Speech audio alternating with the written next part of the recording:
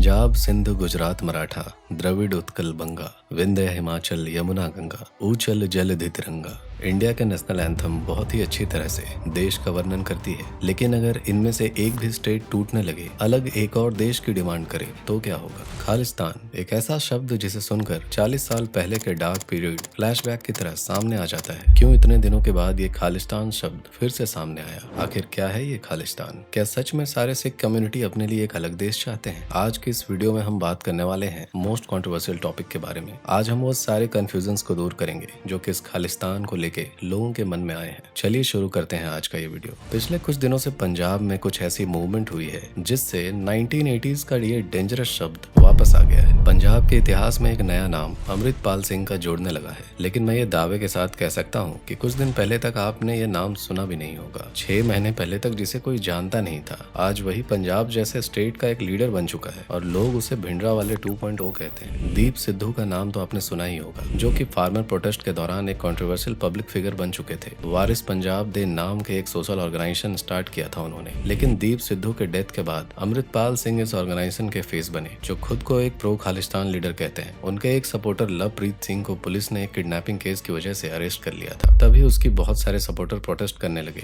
और अंजाला police station में तलवारों के साथ घुस गए। हालत इतनी खराब हो गई कि पुलिस को अमृतपाल सिंह से नेगोशिएशन करना पड़ा। तभी अमृतपाल ने एक ओपन थ्रेट दिया कि हमारे होम मिनिस्टर का भी वही हाल होगा जो इंदिरा गांधी जी का हुआ था। इस थ्रेट को हम हल्के में नहीं ले सकते, क्योंकि वही 40 साल पहले वाली ब्लैक डेज की याद दिलाती है। क्या आपने कभी सोचा है ये खालिस्तान मांग की शुरुआत कैसे और कब हुई? आप में से बहुत सारे लोग यही कहेंगे कि खालिस्तान की शुरुआत 1980 में हुई थी, लेकिन ये सच नहीं है। डिवाइड एंड रूल के एक्सपर्ट ब्रिटिश ने ये बीज बोए थे। वो जानते थे कि इंडिया और इंडियंस को तोड़ने के लिए यही एक सीक्रेट है कि उन्हें अलग रखना, जाति, धर्म या फिर भाषा की बेसिस पे। भाषा की बेसिस पे स्टेट डिवाइड होने की बात से लोगों के अंदर एक अलग सा डर पैदा हो गया, क्योंकि लोगों को लगता था भाषा डोमिनेटिंग स्टेट पर सिर्फ उन्हीं लोगों को प्रायोरिटी दी जाएगी जो वो स्पेसिफिक भाषा में बात करेंगे। 1947 के आजाद भारत का स्टेट कैसा होगा ये सोच के पंजाबी सूबा मूवमेंट ने एक अलग पंजाबी स्टेट की मांग की। पहले पंजाब एक बड़ा सा स्टेट हुआ करता था, लेकिन 1966 में उसके 3 टुकड़े हो गए। हिमाचल प्रदेश और हरियाणा जहाँ पे हिंदी स्पीकिंग हिंदू ज्यादा थे, तो पंजाब जहाँ पंजाबी स्पीकिंग सिख मेजोरिटी ज्यादा थी। 1971 में फर्स्ट टाइम खालिस्तान का जिक्र हुआ न्यूयॉर्क टाइम्स की एक एडवर्टाइजमेंट में, लेकिन ये ऐड दिया किसने था? इंडियन इंटेलिजेंस के एक रिपोर्ट के अनुसार ये ऐड पाकिस्तान की एम्बेसी ने ही वाशिंगटन में दिया था। लेकिन क्यों? पाकिस्तान को इससे फायदा क्या है? क्या आपको याद है ईस्ट पाकिस्तान जब बांग्लादेश बना, एक स्वतंत्र राष्ट्र, वो पाकिस्तान के लिए एक बहुत बड़ा ह्यूमिलिएशन था। तभी पाकिस्तान ने तय किया कि भारत से बदला लेगा इस बांग्लादेश के लिए। इसीलिए पंजाब और पाकिस्तान के बॉर्डर में अगर एक और पार्टीशन खालिस्तान का जन्म हो जाए तो इससे पाकिस्तान को बहुत ही ज्यादा लाभ होगा, क्योंकि पाकिस्तान में बहने वाली ज्यादातर नदियां पंजाब से होकर जाती हैं। इसीलिए अगर खालिस्तान हुआ तो पाकिस्तान के लिए बहुत ही आसान होगा इनसे नेगोशिएट करना इंडिया के बदले। दूसरा रीजन है ये पाकिस्तान के लिए एक जीत के जैसा होगा,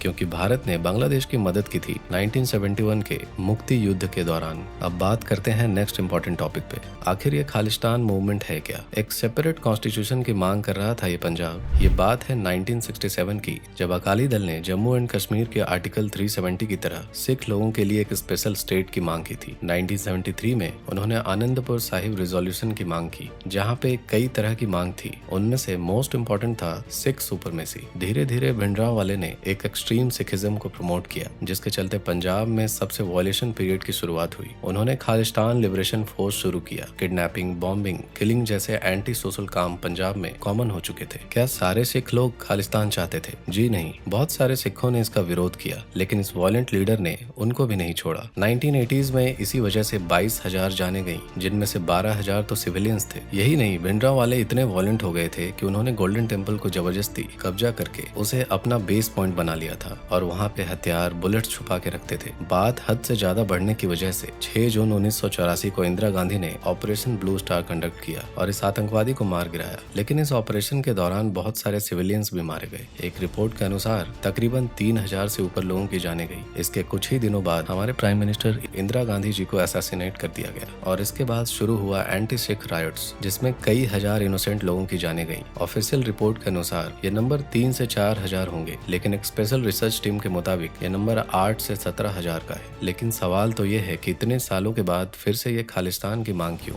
1970s में जो काला समय भारत ने देखा, तब से लेकर आज तक कई सारे सवालों का कोई जवाब नहीं मिल पाया। पिछले कुछ महीनों से आपने ये टर्म तो सुना ही होगा, यूनियन ऑफ स्टेट्स। मतलब क्या है इसका? क्यों भारत को एक यूनियन ऑफ स्टेट्स कहा जाने लगा? क्योंकि कुछ लोग इस खालिस्तान के मुद्दे को बहुत ही ज्यादा प्रोवोक कर रहे हैं, देश के अंदर भी और बाहर से भी, ये कहकर कि भारत का सारा पावर सेंट्रल के हाथ में नहीं होना चाहिए, स्टेट और सेंट्रल में इक्वल पावर होना चाहिए, और गवर्नमेंट आपकी मांगों को पूरा ना करे तो आप वायलेंट भी हो सकते हो। लोगों के पॉइंट ऑफ व्यू को एक गलत दिशा देना और इस गलत मैसेज को शेयर करके देश में भड़के लोगों तक पहुंचाने का इससे अच्छा मौका और हो ही क्या सकता है? आप खुद सोचिए, एक 29 साल का लड़का अमृतपाल सिंह दुबई से आकर यहाँ पंजाब में कैसे इतना पावरफुल हो सकता है? कैसे इतने सारे फैन फॉलोइंग्स बन गए इसके? कोई तो पावरफुल सपोर्ट जरूर रहा होगा इसके पीछे। कुछ लोग अपने स्वार्थ के लिए देश को डिवाइड करना चाहते हैं। वो खुद ये एंटी सिख राइट्स फैलाना चाहते हैं ताकि पंजाब के सिटीजन्स को आप और मैं खालिस्तानी बुलाना शुरू कर दें और वहाँ उनका मंसूबा पूरा हो, खालिस्तान का मुद्दा मजबूत हो और पंजाब टूट के एक अलग देश बने। ये पूरा का पूरा मैटर एक नेगेटिव पब्लिसिटी है रिलीजन के ऊपर। अगर सही से देखा जाए तो पंजाब भारत का एक स्ट्रॉन्ग स्टेट है और बॉर्डरिंग स्टेट होने की वजह से बहुत ही इंपॉर्टेंट है। पंजाब के लोग भारत के लिए बहुत ही ज्यादा महत्वपूर्ण है। सिख कम्युनिटीज का भारत के आजादी से लेकर उसके बाद के बहुत सारे वॉर्स में एक इम्पोर्टेंट कंट्रीब्यूशन रहा है, इसीलिए वो भारत देश के